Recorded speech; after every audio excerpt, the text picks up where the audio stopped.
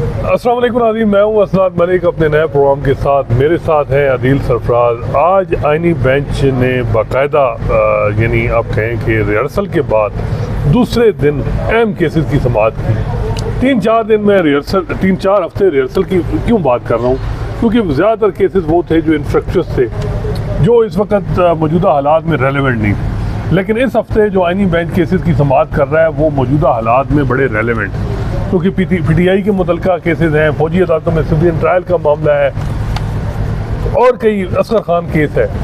आज जो केसेस आइनी बेंच ने टेकअप किए उनमें क्या हुआ, उस हवाले से अदील सरफराज से बात करते हैं। अदील, आज क्या आइनी बेंच ने इम्पोर्टेंट दी?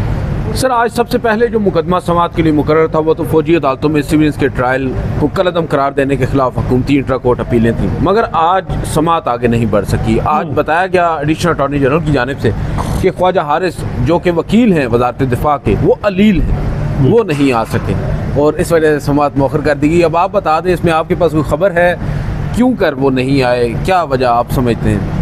देखिए, मेरी जो खबर ये है कि मुझे जो ज़राए बता रहे हैं वो ये है कि जनरल फैज़ ने ख्वाजा हारिस को वकील किया हुआ है। अच्छा।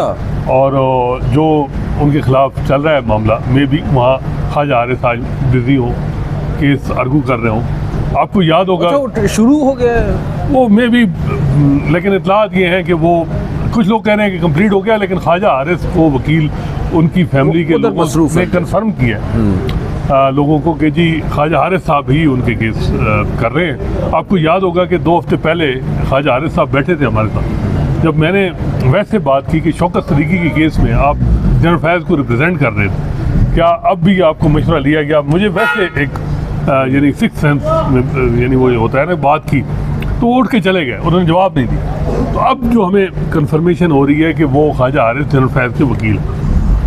तो आपको लगता है इससे जनरल फैज़ को कोई फ़ायदा होगा? देखिए, ये जो केसेस हैं इनमें जो है वो अब देखना है कि क्या, हमें तो ये भी मालूम नहीं कि उन पर चार्जेस क्या है। नहीं, बेसिकली जो जारी किया गया एलामिया उसके मुताबिक तो टॉप सिटी वाला ही है ना, अभी तक तो दूसरा तो वो चीज़ें काफ़ी इस्टेब्लिश हैं। बड़ा मुश्किल केस, टफ केस है उस केस में, चीज़ें बड़ी गवाहियाँ हैं, देखना है कि क्या सूरत हाल बनती है। इम्पोर्टेंट है मामला, लेकिन कल में भी ख्वाजा साहब वापस, परसों केस लगा हुआ है। हाँ जी, जुमेरात तक गया, तो मे भी वो आए तो उनसे फिर आप पूछिएगा, मे भी आपको वो बता दें कि क्या चार्ज है उनके जनरल फैज़ के खिलाफ या क्या सिलसिला है, तो फिर वो मे भी आपको अपडेट कर दें। अच्छा, दूसरा चले, ये तो मामला एडजर्न हो गया 2 दिन।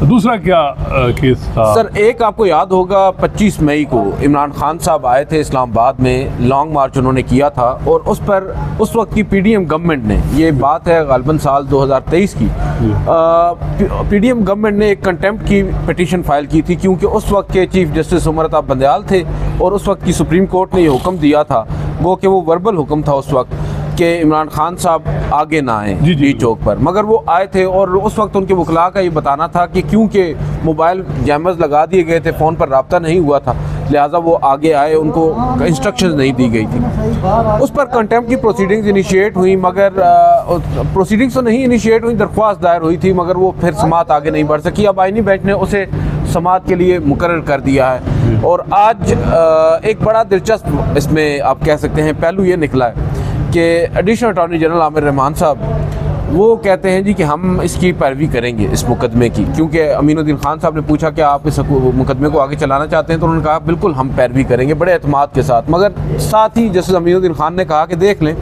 अगर आप पैरवी करेंगे तो फिर हमें नोटिस करना पड़ेगा इमरान खान साहब को, और अगर हम नोटिस करेंगे तो इमरान खान साहब को यहाँ पर पेश भी करना पड़ेगा, क्योंकि ये कंटेम्प्ट का केस है।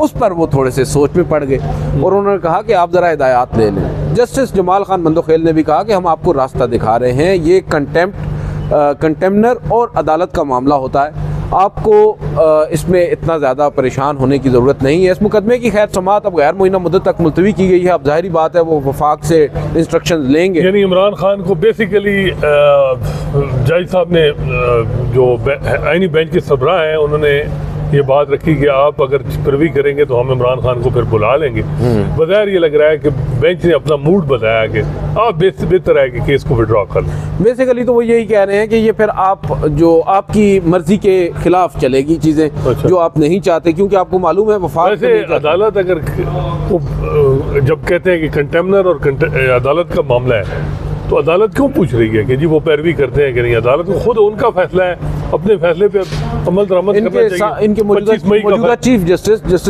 या अफरीदी का उसमें एक इख्तिलाफी नोट था कि कंटेम्प्ट का नोटिस किया जाए इमरान खान साहब को। मगर अब देखते हैं, जाहिर बात है सर, मेन चीज़ तो यही है कि इमरान खान साहब का चेहरा सामने नहीं आना चाहिए और असल मकसद तो यही है। और शायद उसमें अब जैसे अमीनुद्दीन खान साहब ने उनको एक मौका दिया है कि विड्रॉ कर लें। देखते हैं, मोस्ट प्रोबेबली विड्रॉ ही करेगी गवर्नमेंट। चले, इसके अलावा अच्छी बात है कि बेंच जो है वो हर काम जो है वो एग्जीक्यूटिव से पूछ के कर रहा है। देखें, मुशावरत, बाहमी मुशावरत हो रही है। और दूसरा क्या मामला था?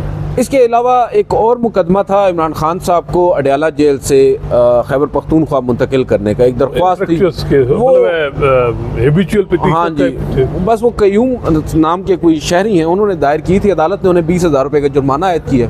जस्टिस मोहम्मद अली मदर ने कहा है कि अगर इमरान खान साहब को इतनी ही तकलीफ है तो वो खुद दरख्वास्त दायर कर सकते हैं। जमाल बंदोखेल साहब ने भी कहा कि उनके अहल खाना कर सकते हैं अगर कोई मसला हो, तो उन्होंने नहीं की।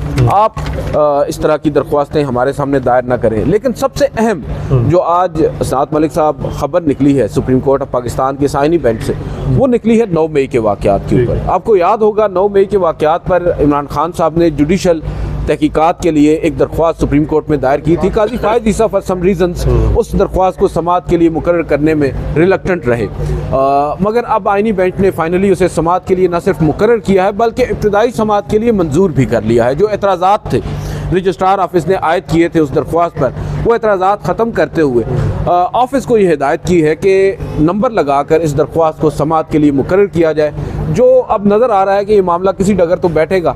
ज़ाहिरी बात है, जुडिशल कमीशन की मांग है, क्या किया जाता है, क्या करती है सुप्रीम कोर्ट ऑफ पाकिस्तान, वक्त आने पर मालूम होगा। मगर ये ज़रूर है कि एक रास्ता नज़र आ रहा है। क्या दिए रिमार्क सर ओवरऑल तो एज सच जो कह सकते हैं, यानी बना रहा है कमीशन नहीं, अभी तक कमीशन मेरिट्स के ऊपर तो बात ही नहीं हुई। अभी तो बेसिकली ये कोई बात हुई कि आर्टिकल 245 ये उन्होंने हामिद खान साहब ने कहा था कि मुल्क में अनडिक्लेयर्ड मार्शल लॉ इस वक्त नाफिज है, जिस पर जस्टिस जमाल खान बंदोखेल ने कहा कि आपने अपनी दरख्वास्त में आर्टिकल 245 के तहत सिविल हुकूमत की मुआवनत के लिए फ़ौज की तैनाती की बात की। ये तो आइन में लिखा हुआ है कि आर्टिकल 245 के तहत सिविल हुकूमत फ़ौज की मुआवनत ले सकती है। मोहम्मद अली मदर साहब बोले कि आपको आर्टिकल 245 के तहत आइनी इख्तियार को चैलेंज करना पड़ेगा और आप एक आइनी इख्तियार को अनडिक्लेयर्ड मार्शल लॉ कैसे कह सकते हैं, आर्टिकल 245 के इख्तियार पर सवाल कैसे उठाया जा सकता है। जमाल खान बंदोखेल साहब ने कहा कि आप अभी तक ये भी नहीं बता पाए कि आर्टिकल 245 का गलत इस्तेमाल कैसे हुआ।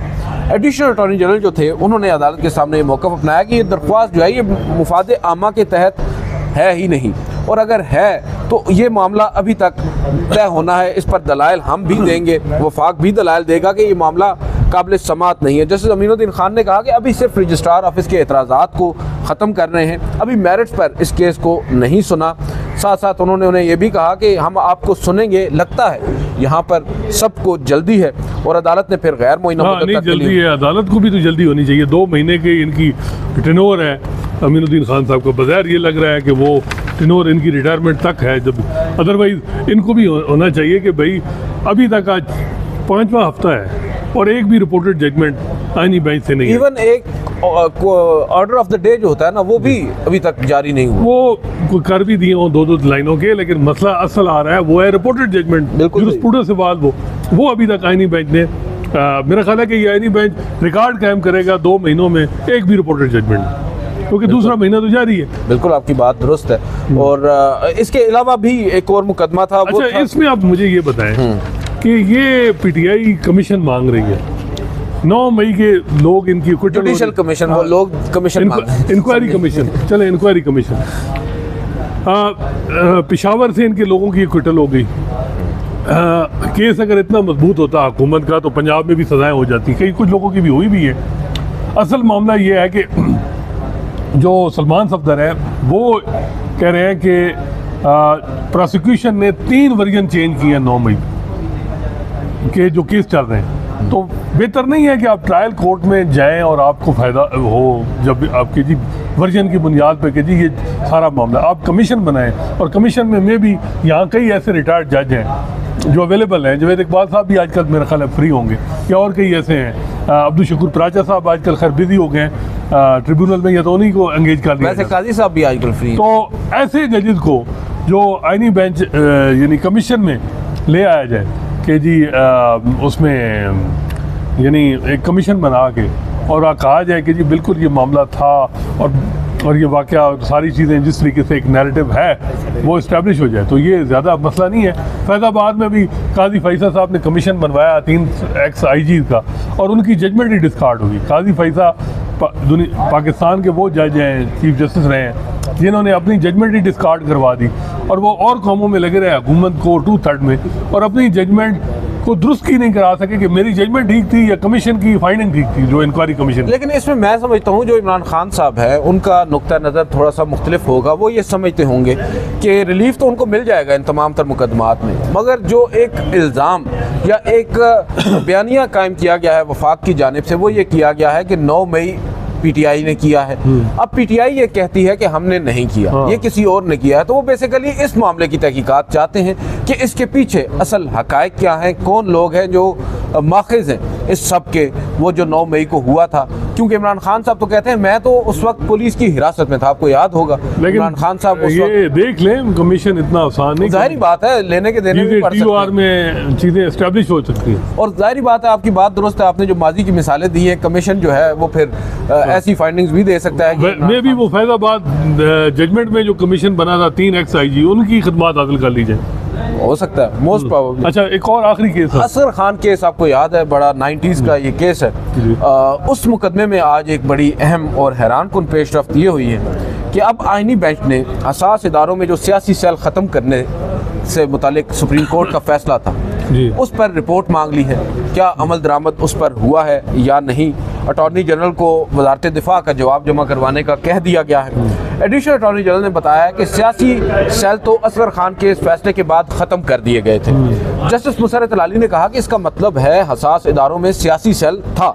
सलमान अकरम राजा ने कहा कि यह तस्लीम शुदा हकीकत है कि हसास इदारों में सियासी सेल था।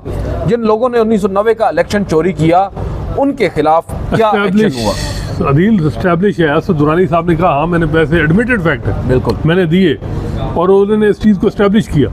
सुप्रीम कोर्ट ने जजमेंट थी कि असद दुरानी और असलम बेग के खिलाफ कार्रवाई हो। बिल्कुल सही। तो उसके बाद ये जो चीज़ें FIA को डायरेक्शन 2 था ऑर्डर पे इम्प्लीमेंट, हुकूमत कार्रवाई करें तो कोर्ट मार्शल। बशीर मेमन से साकिब निसार के दौर में जब कार्रवाइयाँ हुई तो लोगों ने कहा जी असगर खान फैसले पे अमल दरामद नहीं हो रहा, उन्होंने उठा लिया।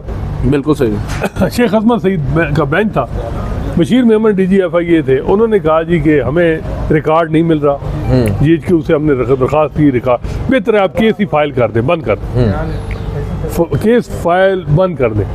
उसके बाद केस नहीं चला।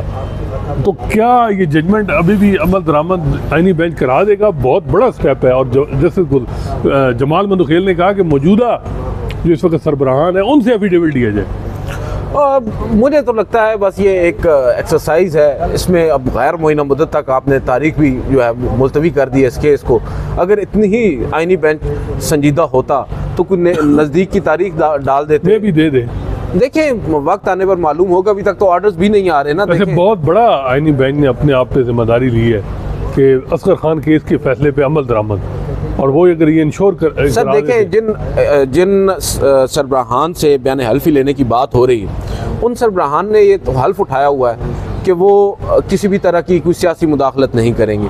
तो कौन अदालत को ये कहेगा कि हम अपने हल्फ की खिलाफ वर्जी कर रहे हैं? बड़ी सादा सी बात है।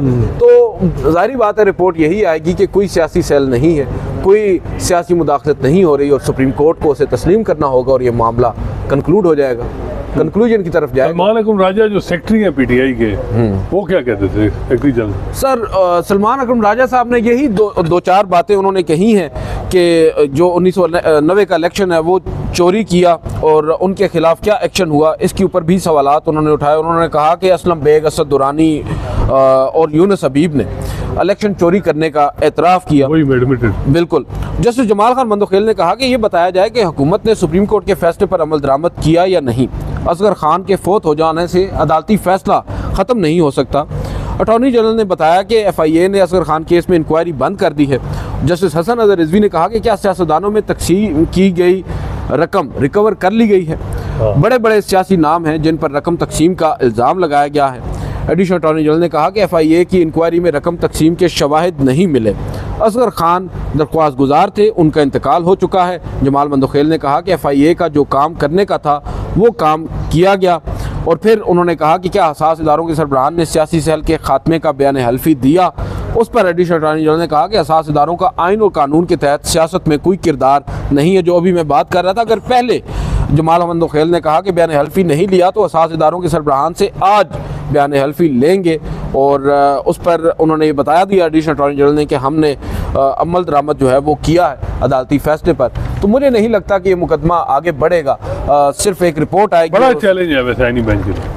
सर चैलेंजेस तो बड़े हैं, देखिए। और अपने ऑर्डर पे अमल दरामद के लिए ठान ली है तो बहुत बड़ी बात है। वैसे आईनी बेंच 2 दिन से आपने फ़र्क महसूस किया होगा। जिस तरह मैंने कहा कि अलाइव इश्यूज उठा रहा है और उनमें कुछ ना कुछ चीज़ें आ रही हैं। रिपोर्टेड जजमेंट तो नहीं आई लेकिन मामला तो शुरू हो गए। सर देखें, हम तो दुआ करते हैं कि कुछ अमली तौर पर भी हो और कुछ हतमी नतीजे भी निकले। अभी मोस्ट इम्पॉर्टेंट केस गलबन कल लगा हुआ है। आम इंतखाबात जो 8 फरवरी को हुए हैं उनमें मुबैना धांधली के खिलाफ भी इमरान खान साहब ने जुडिशल इंक्वायरी की मांग कर रखी है। आमिर खान साहब भी वकील हैं। बिल्कुल। तो आप देखते हैं वहाँ भी ऑब्जेक्शन रजिस्ट्रार ऑफिस के रिमूव करके मामला इसी तर्ज पर कोई अगर ये होता है तो कम से कम एक उम्मीद तो कायम हो जाएगी PTI का वर्कर सपोर्टर। ये चीज़ है जो आज मोस्ट प्रोबेबली ये भी हो सकता है कि कमीशन ने आज बेसिकली बैलेंस खेला है और उन्होंने एक किस्म का ऐसा मौका नहीं दिया जिस पे उन पे खिलाफ कोई क्रिटिसिज्म हो। क्या ख्याल है? बिल्कुल सही। बहुत शुक्रिया अदील सर। नाज़रीन, आपने सुना आज आईनी बेंच ने जो केसेस उठाए और उनमें क्या ऑर्डर पास किए। बज़ाहिर ये लग रहा है कि आईनी बेंच जो है वो जो उन पर की साख पे सवालात उठ रहे हैं और ये हो रहा है कि हुकूमत ने उनको अपॉइंट किया, उन चीज़ों को भी मद्देनज़र ज़हन में रखा हुआ है उन्होंने। आईनी बेंच के जो मेंबरान हैं और वो उसी तरह ही इस मामले को लेके जा रहे हैं। किस हद तक लेके जाएंगे ये बड़ा मामला है। फ़िलहाल तो बज़ाहिर ये लग रहा है जो 2 दिन से चीज़ें आई हैं तस्वर ये बन रहा है कि आईनी बेंच बेशक हुकूमत ने मेंबरान को सिलेक्ट किया है लेकिन जो जजेस हैं वो चाह रहे हैं कि सुप्रीम कोर्ट का जो तशख़्ख़ुस है वो बहाल हो और सुप्रीम कोर्ट अपने इंडिपेंडेंटली ही एक्ट करे। इंशाल्लाह नए मौजू के साथ आपकी खिदमत में हाज़िर होंगे। अल्लाह।